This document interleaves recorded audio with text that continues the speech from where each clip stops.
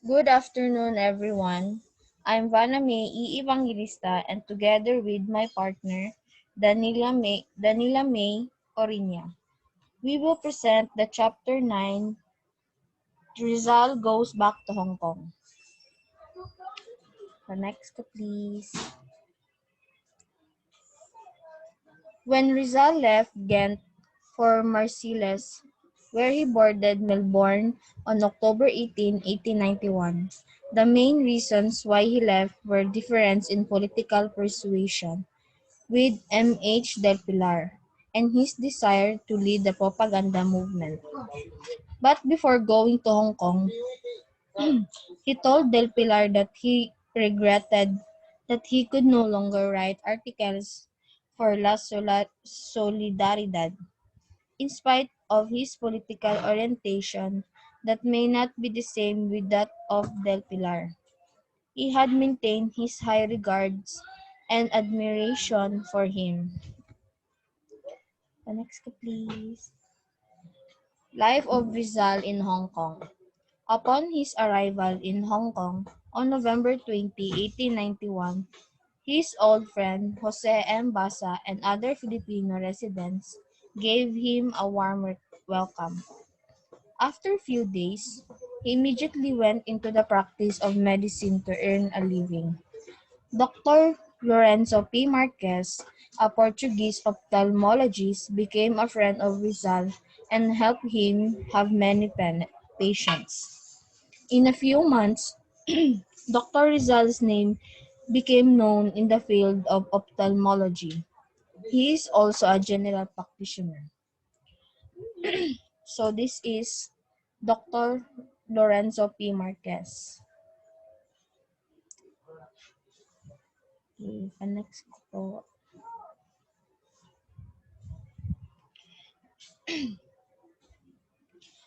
On December, 1 month of staying ni Rizal sa Hong Kong.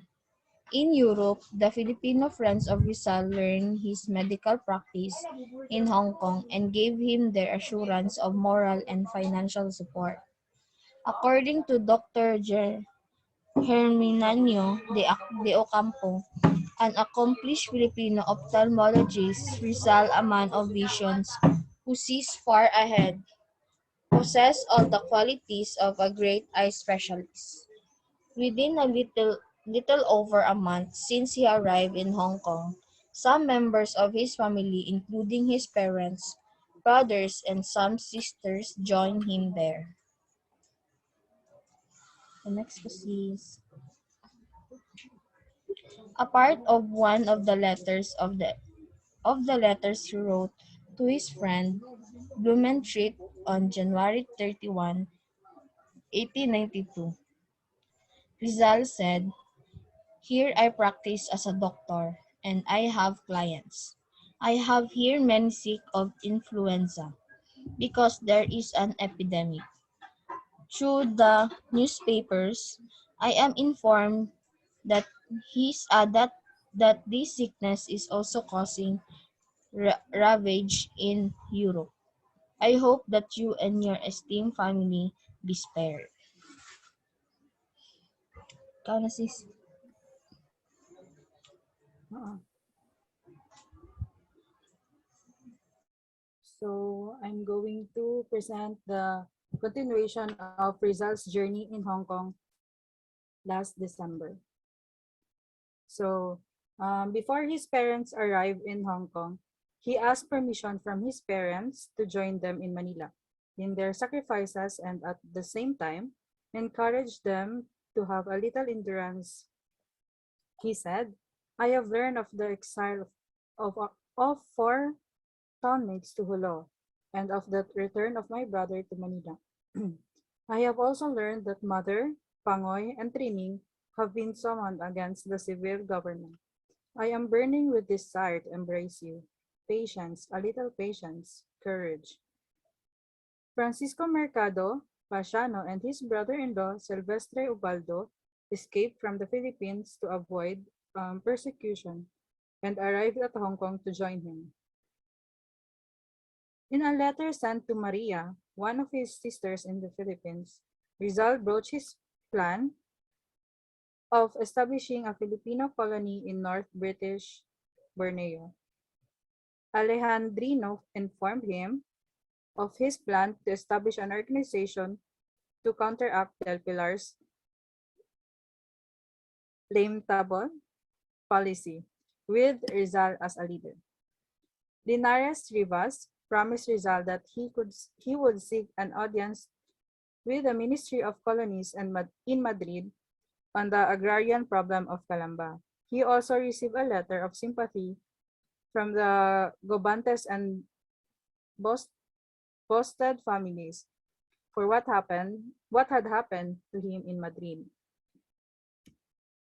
So this is the Rizal's plan on colonization in Borneo. So with a kind of socio-political climate under the administration of Governor General Valeriano Weyler, the Calamba tenant farmers and other townsfolk seemed hopeless to have a better quality of life. So Rizal planned and convinced an idea of how the management of these human resources could be utilized.